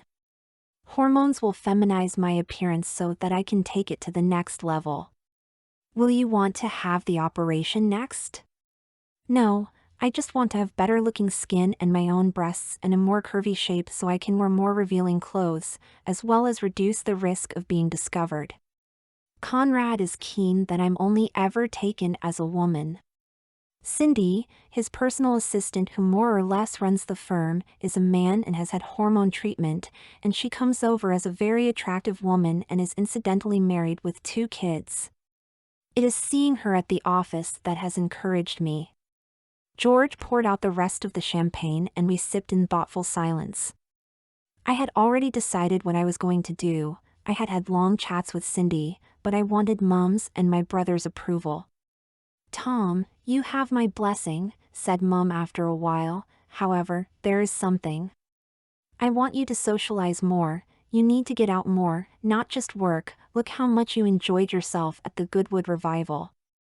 I know that you love to dress as a woman, give it meaning and share your joy with others, including your old mom. The following week I saw a specialist recommended by Cindy and started my hormone therapy. I also took up Mum's advice and started to socialize and get out more. Instead of just visiting Mum, George and I would take her out for lunch. I also started socializing with colleagues, joining them in the pub after work. I felt comfortable because the people I was with knew me. My speech therapy was progressing well and early signs of feminization were showing, although I knew it would take some time. I was very happy with my life. I became more involved in the business, not just analysis of possible acquisitions but in dealing with the acquisition and management of the firms, and this meant endless meetings, usually accompanying Conrad. Many of them were outside my crumbling comfort zone, but I was getting to know and work closely with people who didn't know my secret. Tom, said Conrad as he poked his head into my office, Mr. Hutchinson has agreed final terms to sell us his company and wants to meet to sign the papers. He particularly asked for you to be present. You worked hard on this project and you deserve to be there. We will need to travel up to London and stay overnight, and no doubt Mr. Hutchinson will insist on us dining with him. I would like that, Conrad. When is it? Next Tuesday. I'll drive and Cindy will book the hotel. I was quite excited. Despite Mum's encouragement, this will be the first time I would have socialized outside, let me say, with someone who didn't know me. I will have to get a new dress for the evening, obviously. I will ask Mum to come shopping with me. She is keen on mother and daughter outings, making up for lost time she calls it. We decided to make a day out of it and head up to London. We spent most of the morning after we arrived just looking around at the various shops and boutiques in Knightsbridge. We had lunch at Harvey Nichols. It wasn't quite the experience we had hoped for, just too many tourists. After lunch, I headed for the Emporio Armani boutiques inside the store. Emporio Armani is what I wear to the office as a professional young woman, so I thought for a business-related social occasion we should be able to find something suitable. We did. It was a black midi dress made of a viscose stretch jersey with a fluid weave. It had a wide, straight neckline that left my shoulders uncovered with rhinestones applied to the neckline. Black is what I normally wore to the office, but the bare shoulders and rhinestones added that extra for the evening. I just had to buy a pair of slingback court shoes that they had on display that were covered in rhinestones with thin 9.5 centimeters heels, that's nearly 4 inches. I didn't seek out a rhinestone-covered bag. I had a clutch bag in soft black Napa leather that would go well with the dress to which I had treated myself when I received a bonus, so it would just be rhinestones top and bottom and plain black in between. Conrad picked me up in his Range Rover and we headed to the hotel. Cindy had booked a private meeting room for the afternoon. I wore one of my plain signature Emporio Armani dresses, if you can call them plain, with a pair of red-soled shoes. After the meeting, we are going to dine with Mr. Hutchinson in a private dining room within the hotel. Conrad informed me, as you know, he will continue to run the business as a subsidiary of CA for a fixed term, so we want to keep him on side and to do anything we ask. Look after him, Tom. The meeting went well and Conrad involved me throughout. I wasn't just window dressing. The agreement was signed and we went back to our rooms to get ready for the evening. We had finished our dinner and had moved to sofas and were enjoying some brandy when Conrad's phone pinged. He looked at it. Sorry, I have to take this. He showed me the phone and I could see he had a message from Lisa, his photographer boyfriend. The relationship had lasted much longer than expected, but the rumors were that they had just had a bust-up. Conrad stepped outside, leaving me alone with Mr. Hutchinson, who stood up and moved to take up the space next to me vacated by Conrad. Mr. Hutchinson was not much older than me and rather fit and had been paying close attention to me all day.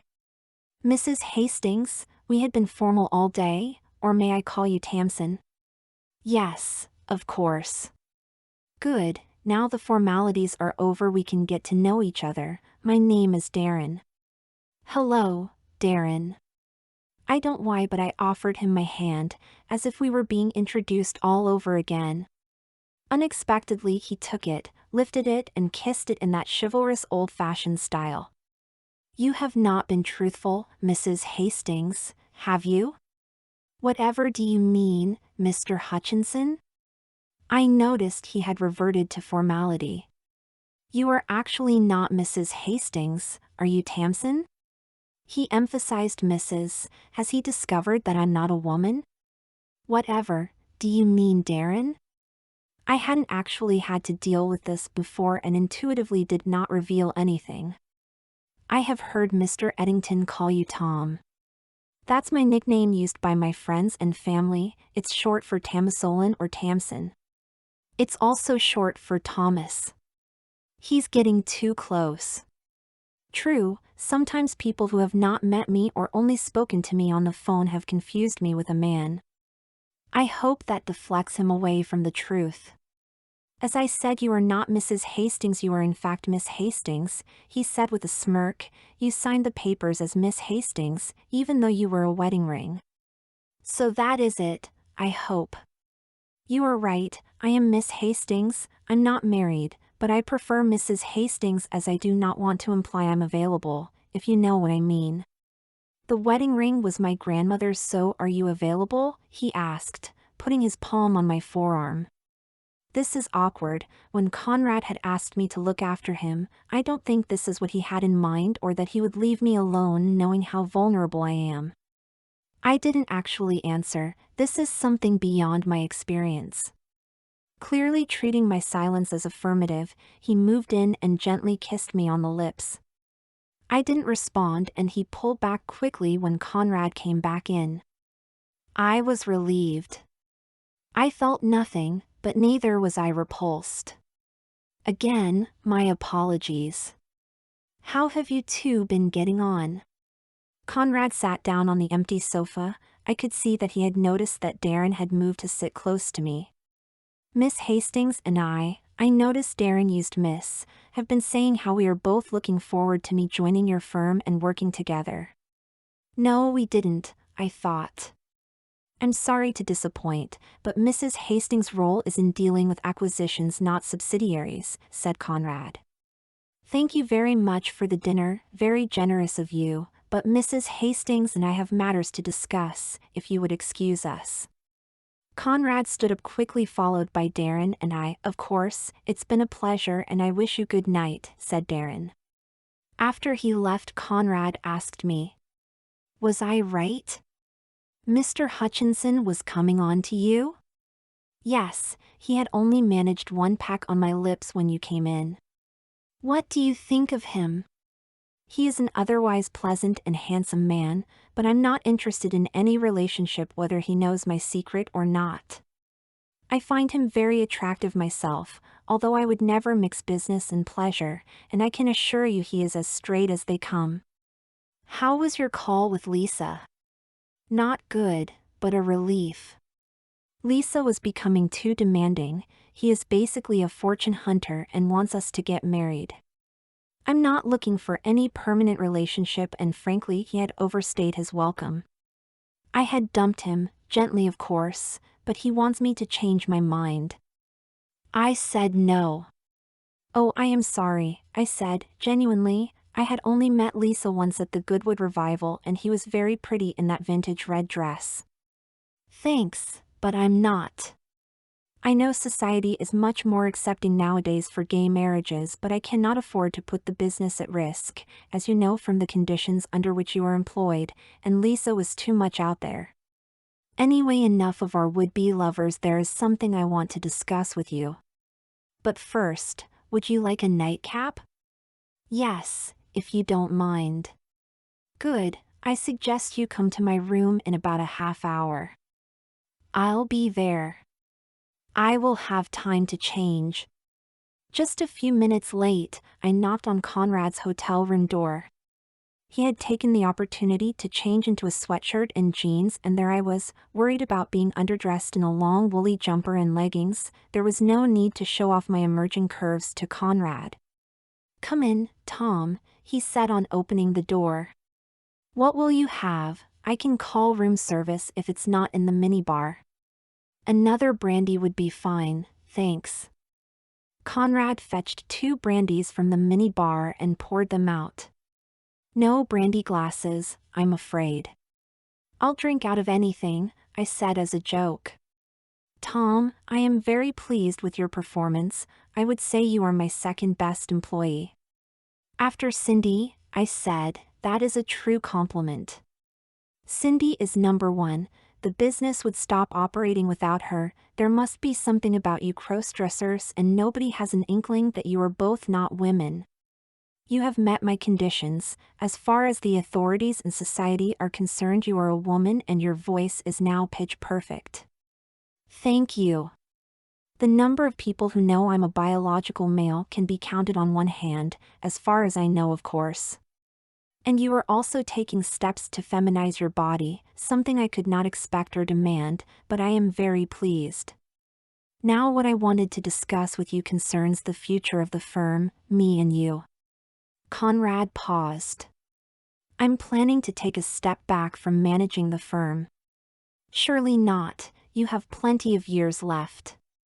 Not as many as I would like. I'm older than I look and I want to spend time focusing on my motor racing team. I want to take a more active part before it's too late, and I need time to gain experience and obtain my own license to race. The firm will be left in capable hands and I will remain the owner. I started to worry, perhaps I should halt my feminization in case I need to seek a new position as a man. I will still oversee the running of the firm and act as a consultant, mainly from my private office at home.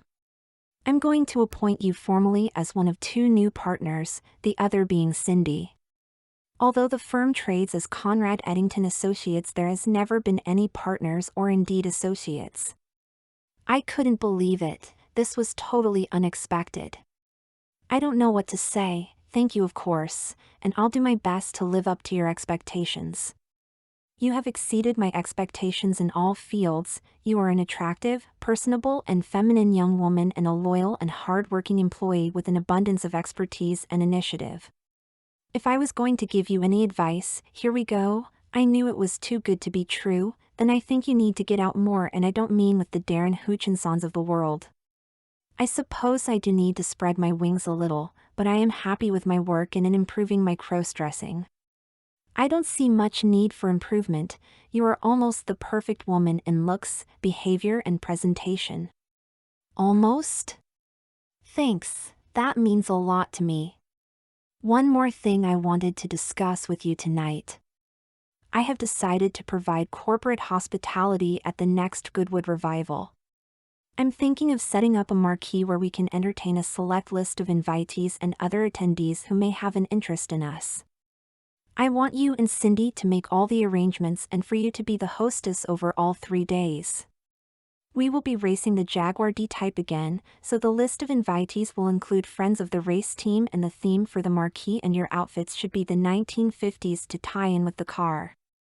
I will also be booking a table for dinner on Saturday night. It will be smart casual. The following day, Cindy and I had our first meeting about the Goodwood Revival event. First of all, we will need new dresses, said Cindy. Obviously, I replied. But not the same style. Obviously, and high heels. Obviously. Therefore, the hospitality area will need a hard floor, not grass. Obviously. And we will need hats, gloves, and handbags. Obviously. We will need to have our hair done in 50s styles. Obviously. I think that is about everything we need to discuss. I'll prepare meeting notes and include all other arrangements. We did actually spend a lot of time discussing the arrangements during the days leading up to the Goodwood Revival, and we co-opted Nikki onto our project team and engaged a specialist event contractor to provide the marquee and services, including catering. Cindy and I tried to persuade Nikki to join in and wear a dress, but he declined. It wasn't a condition of his employment, he said. I thought about wearing Mum's 50s style suit again. I just loved it, and I was chosen for a group photo of the best dressed ladies last year, but I thought if I was going to be a hostess for the firm's hospitality area, I needed something more dressy. I would need to wear it for 3 days, so I decided quality and comfort would be important. I didn't want any mishaps, and buying online, whether vintage or replica, could be a problem. I wasn't exactly a sylph-like Dior model with a tiny waist. Even that aspiration would be unobtainable for me. Besides, with my increased compensation, that's what they called my salary now I was a partner, I could afford to indulge my passion to the full, and 3 days elegantly dressed and working for Conrad is nigh on perfect. Cindy and I decided to share a hotel room. Accommodation in the area was in high demand, and we needed to be close to Goodwood with early starts and late finishes. I thought it would be fun. I've never shared a room with anyone, and Cindy and I had become good girlfriends as well as colleagues. We arrived during Thursday morning to check on final progress before Friday's opening day. It was Saturday, and the event was really motoring, if you can excuse the pun. A World War II Spitfire had just flown overhead, having taken off from the airfield inside the motor racing circuit when Conrad came up to me. Tom, I would like you to accompany me as I want to introduce you to various people, not just those we have invited to the hospitality tent. Cindy and Nikki can look after our guests. Of course, let me get my gloves and bag. As we left the hospitality tent, Conrad offered me his arm. I met lots of people, some just friends or acquaintances of Conrad, some business contacts, and some involved in the racing. There was certainly a camaraderie amongst the race teams. I got the impression I was not just being introduced as one of CA's new partners but also as Conrad's companion. I wondered if those who knew he was gay assumed I was too, especially as Lisa wasn't here this year. I was always introduced as Tamsin or Mrs. Hastings.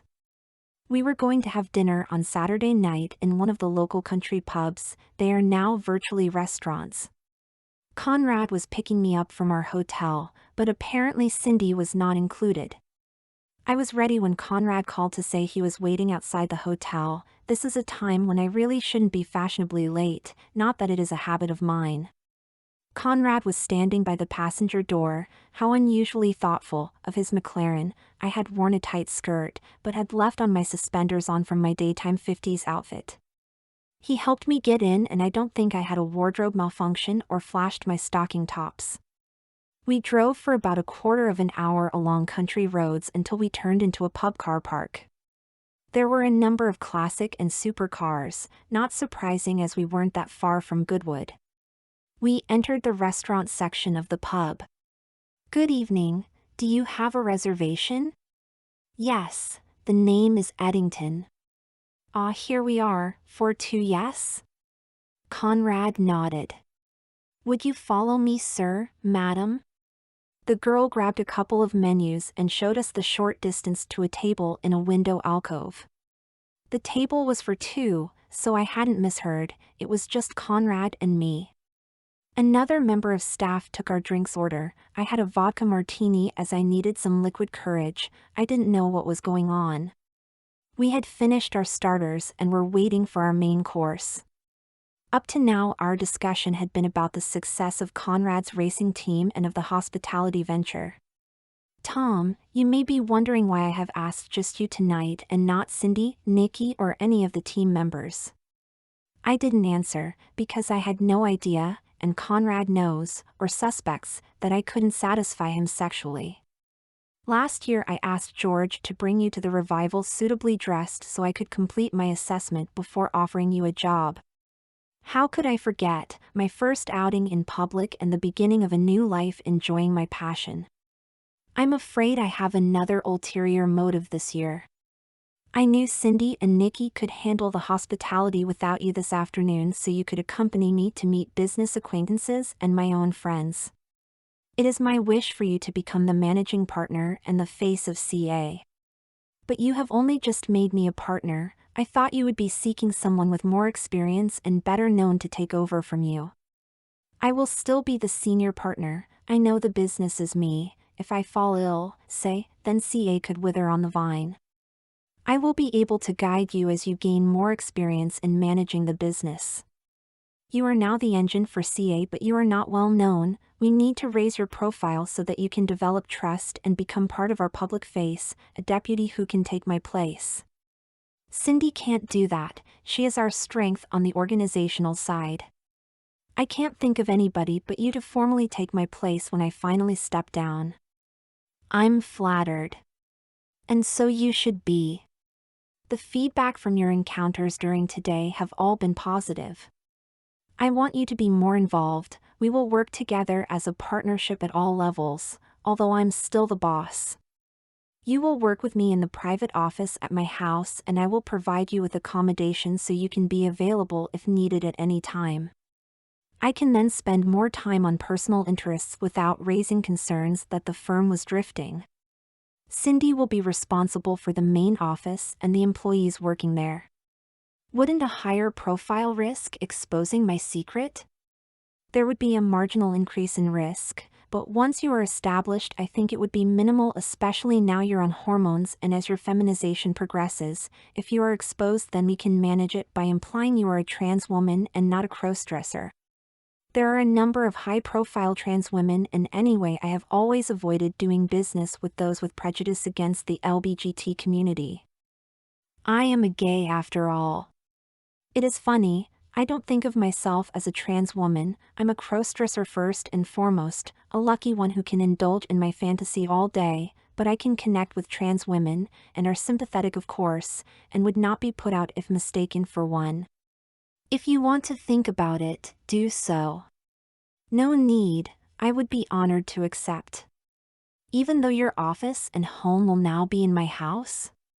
It makes sense, working with you in your privacy office and being on hand, and not for you based at the main office during office times. I'm pleased, you are now the managing partner. I have another proposal for you, more personal this time. I said I had ulterior motives for our encounters today. I also introduced you to my friends and members of my race team. Some of them know I'm gay, while some don't because I never told them and they never asked. I was delighted to meet them, they are a very sociable bunch. Good. I'm pleased because if you accept what I am also about to propose, you will need to meet them socially. I have a proposition for you, but hear me out. There are conditions and all may not be as it seems, but first I have some personal questions, which of course you are not obliged to answer. I don't think I've got anything to hide from you, you are one of only a handful of people who know who I really am. Do you have a life outside the office and your family? Not really, I can have a pleasurable life without the need to go out. I don't have any interest in romance, or indeed sex, I just love being a crossdresser, and with the opportunity to work in an environment where I'm accepted and can be fashionably dressed is all I can ask for. So you are not interested in men or women? No more than as close friends, and since I've been on hormone therapy, even less so. The changes in my body and mind are far more rewarding. If I had to tick a box, then I would be heterosexual. I don't find men attractive, present company accepted. I do find women attractive, but more because I want to be like them. So you find me attractive? Conrad laughed. Honestly? Yes, of course, we are good friends now. Not in a sexual way. To me you're not unattractive, I don't want to kiss you, but I'm proud to take your arm and to be your friend. Right answer, you will be surprised to hear, Tom. Anyway, I would like to offer you the opportunity to be more than my managing partner, but to become my partner. I was now confused. Was Conrad asking me to marry him after I said I had no romantic interest? I don't understand, I'm not gay. Well, I am. After Lisa, I will continue to have boyfriends, for short affairs or one-night stands, but I don't mean a romantic partner. As I said, I want you to be the face of CRA as the attractive businesswoman who will be running the firm. We will represent the firm together at social and promotional events. We will provide a long-term image of stability as long-term faithful companions. Businesses like stability and certainty. So we would be seen regularly at public events as partners, as a couple? Is that so bad? I keep my private life separate from my business life, and I can shield you from would-be suitors. You will become a very eligible catch, as indeed I was back in the day. I want to have a normal life as well, one where I can attend social events and enjoy life with a regular companion, and who better than my business partner? I have to refuse, sorry, Conrad. I have no desire to be anyone's companion, a wife, or husband for that matter. Hear me out first, then say yes, no, or maybe. I am not looking for a sexual partner. As I said, I intend to seek out boyfriends and keep that side of my life discreet. If you live with me, share my house, we will have separate bedrooms. I am looking for a social companion, a platonic chaste relationship with a woman or crossdresser, I don't mind, someone who dresses well and can socialize. I do not intend to get married to you or anyone. I don't really socialize. Yes, I know, but you are sociable and present as a personable young woman, you demonstrated that today. I'm sure you can find someone. Not like you. I have no concerns that you will become demanding. I know your passion is cross-dressing, or that you are not a gold digger. You will become my business partner and take over the business anyway, and I'm going to be proud of you. I slept on Conrad's second proposal, and the next day I said yes, I would be his social companion. Who could resist wearing fabulous clothes at social and society events? I hope I have reached perfection as a crossdresser, have become a successful professional as a woman, and now I can complete my life by also becoming a socialite and hostess. What more could I possibly want as a crossdresser who just needs to present and be accepted as the perfect woman? I made the right decision. I'm late middle-aged now and Conrad has now passed away. I live in the house that Conrad and I shared and own and run the firm that Conrad built. I even own his racing team. We still have the Jaguar, but I don't race myself. I'm known as a gracious hostess and a fashionable socialite in my own right and always Mrs. Hastings, never Mrs. Conrad, but most people call me Tom. Although there were rumors, of course it would be inevitable, I was never considered to be Conrad's wife, real or otherwise, and he never treated me as such, but to tell you the truth, as long as we had separate bedrooms I wouldn't have minded. Of course my bedroom had a large walk-in wardrobe and lots of full-length mirrors. From the day I started at Conrad Eddington Associates I have never worn an item of male clothing. I have been able to cross-dress to my heart's content. I have a new partner and companion now, so I'm not alone.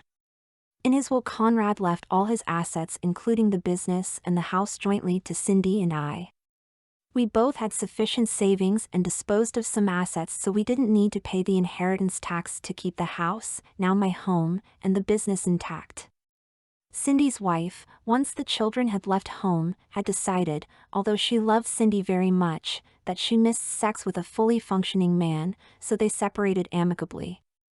She missed out on the inheritance.